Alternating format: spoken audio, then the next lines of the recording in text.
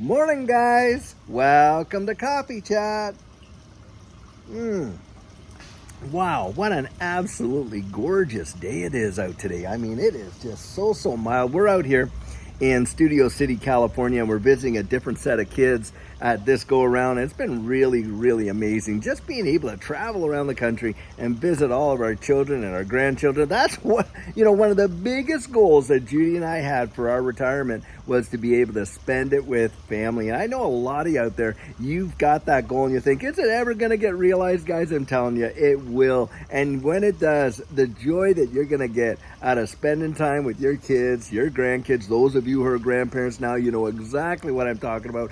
It is worth all the hustle and bustle and the daily grind, because when you get to the end of that and you actually are able to go out there and enjoy the fruits of your labor, I'm telling you, it's going to be well worthwhile. And hey, I'll tell you something right now.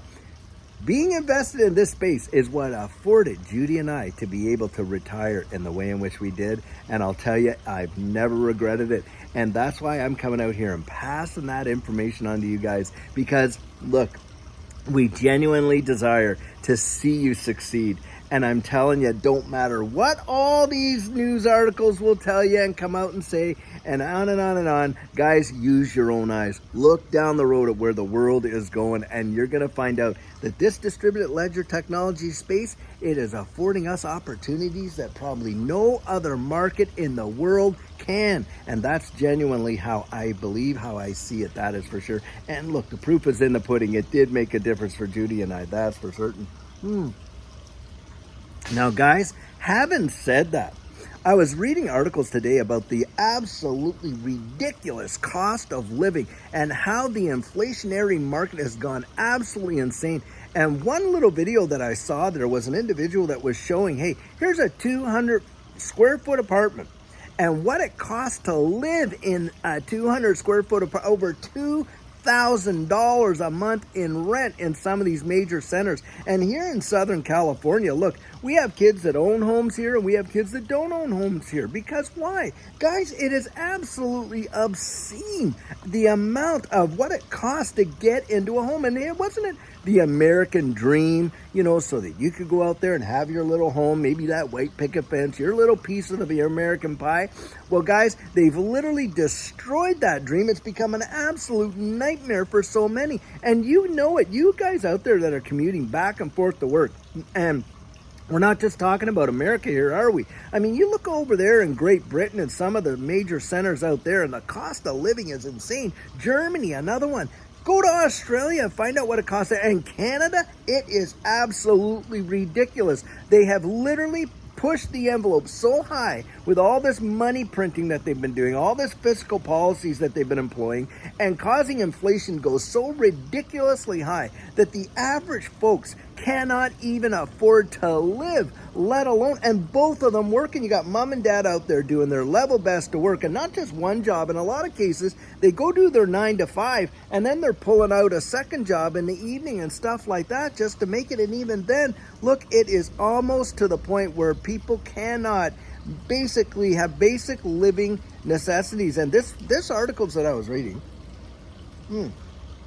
we're literally talking about how, food costs and the cost of, basic commodity, basic things that you put in your household and stuff like that. And I was looking at articles from Canada, and maybe you guys are aware of some of this, but they were showing, these mothers out there, these single moms that were literally making pretty good dollars per hour, but were literally not being able to buy enough food to feed their family to make it through the week. Now, that should not be happening in North America, especially because we have these major economic powerhouses and literally, with the wealth in these nations, they can go print trillions and trillions and trillions of dollars.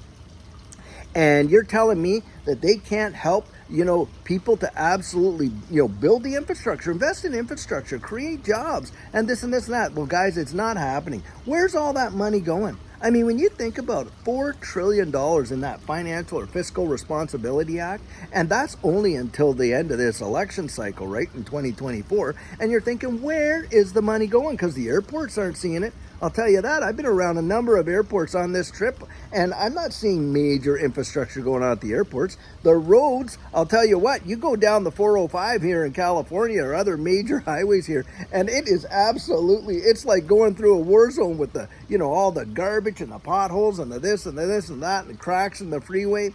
Not going into the roads the way it looks like. It's certainly not going to help people out with their power bills or their electricity or water bills. So where's it going? Guys, we know where it's going. They're selling it off. They're putting it right back in their own jeans with all these big bankers and stuff like that. And that's what's really going on in the wide world. And it's not just the Federal Reserve. You got the European Central Bank doing the same thing, Bank of Canada, Bank of England, Commonwealth Bank of Australia, all these major federal banks and everything. I believe the federal bank in Australia is Commonwealth Bank of Australia. If not, correct me, tell me what it is, because I believe that's what it is. But needless to say, all these central bankers out there are just turning around, and what are they doing? They're buying up the market. They're selling off all this debt. They're buying up all this crap. It is just unbelievable. But you and I are the ones really paying the piper, and our kids and our grandkids are going to be paying it, and perhaps even their kids, our great grandkids and beyond, because it's the never ever plan. Do you honestly believe that we are ever going to see a time when the national debt clock starts going in reverse because it's being paid off? Not on your life. It is literally just going to be inflate until one day that balloon they're blowing up, you know how it goes, big burst. And when it does, I'm telling you guys, there's not going to be enough lifeboats. There is not going to be enough life. It is going to be absolutely catastrophic, and they know it.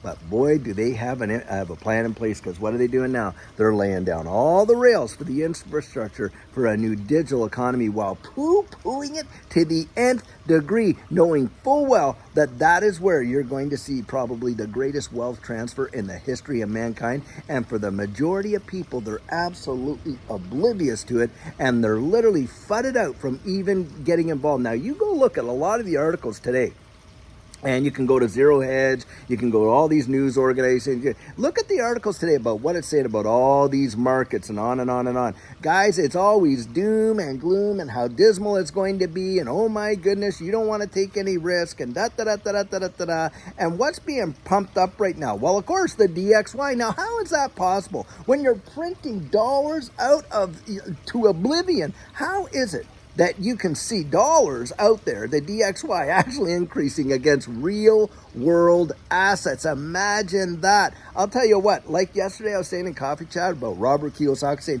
why on earth would I want to save my money in dollars when it's being printed to oblivion? I'd rather save it in maybe silver or gold or something like that is tangible, that you can hold. And he also talked about XRP and saving it in these digital assets. Now, guys, we can see, we know, and for us that are involved in this space, of course, for us it looks like, oh, well, everybody knows. Guys, that's because it's part of our awareness. Most folks don't know, and that is the genuine reality, and it's going to hit some of these people, like it's going to cause tremendous devastation. I truly believe that. But the way in which they're doing it with impunity, guys. They're bringing all this stuff about, but that's what central banks do. That's genuinely what I believe. Because like I say, if you took away the power of the central bank to issue one new dollar, because it's a liability instrument, like Augustin Carson from the Bank of International Settlement says, I'll tell you what, it's game over for that system. They're not going to let it happen, guys. The modus of the game is inflate until obviously the whole system genuinely collapses. That's what's going on. And there are average folks like you and I that are hurting big time right now. And guys, they're the working poor. These are not people that are looking for a handout. They're out there getting jobs, 2 and 3 jobs sometimes to replace one job, but they're out there working. And they're out there trying to make a living for themselves and for their family, and they're having to use credit cards to do it. We can see that because, hey, the use of credit cards in a lot of these Western nations has gone sky high. And in Canada, it is absolutely obscene. In fact, I think one of the statistics I saw, it's 100% over annual income in a lot of cases, and it's going to take multiple years to pay it off, or bankruptcy events to kind of get it resolved. But needless to say, People are out there using credit cards, and not to buy make big purchases and stuff like that, but just to pay for their daily, monthly bills and to go out and buy food and on and on and on.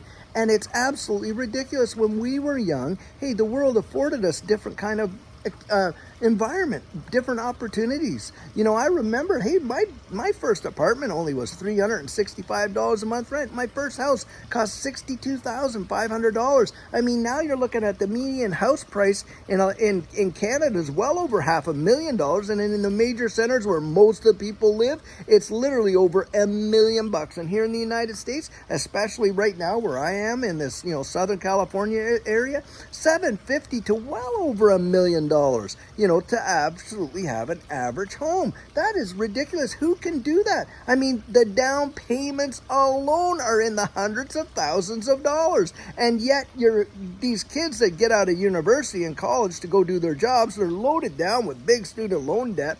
How much of them do you think can truly save up that down payment, get themselves into their first home? And then think about this, the mortgages are up to 40 years to pay it off. So you're not going to get your house paid till what, you're 70 some years old? Well, how are you going to retire at 55, 65 and actually enjoy the rest of your life? I'm telling you guys, we're being sold a bill of goods, and it's enough, and enough is enough. We've got to get back to some real fiscal responsibility and really looking down the road at what's possible to have a life, because this American dream has turned into, like I say, an American nightmare. It is truly, truly obscene.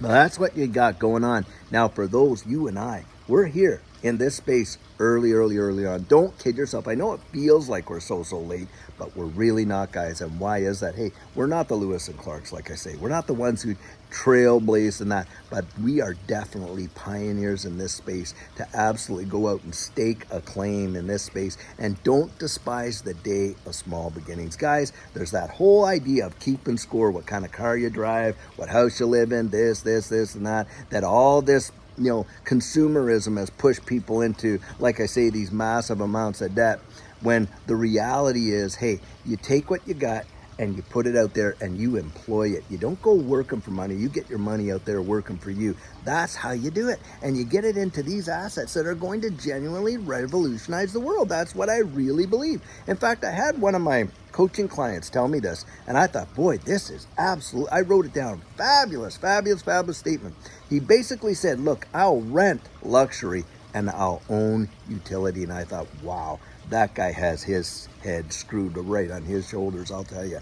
And so control is better than ownership, guys. Don't bury yourself in debt, and don't get so discouraged by all this nonsense that's coming out there. Don't feed yourself those lines. You go out there and you see your future and you watch it come out to a reality. I genuinely believe it. Look, they're trying to really talk you out of your dreams. Don't let them do it. Don't drink the Kool-Aid. Don't buy the narrative.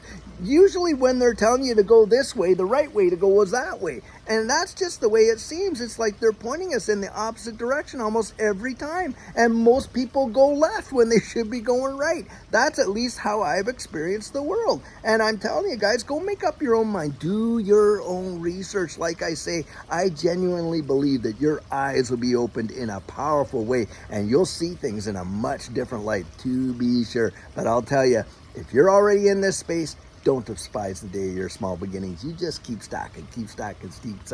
At least that's how I feel inside. That's what Judy and I are doing. Because, guys, one day we're going to see something come about. And, oh, by the way, one of the big questions I've been getting in the comments is, hey, well, you know, with all this adoption and all this adding to the ecosystem for XRP and the XRP ledger, why aren't we seeing the price go up? And, guys, I have an absolute answer to that question. That is a big time question that we get all the time, and there is a genuine answer for it. And what I'm going to do tonight is my video is going to circle around that whole answer. I'm not just talking some, you know, little, you know, like the, you know, skinny little answer, you know, or some like pat answer. No, I'm going to go into it. I'm going to deep dive that one for you, and I'm going to show you exactly why, so that you don't get fudded out by that, where, oh, well, we got all this utility and we're not seeing any price and all this and that. Guys, there is an answer to that question, and I'm going to give it to you later on today. And so until then, guys, I sure hope you're having a fantastic one.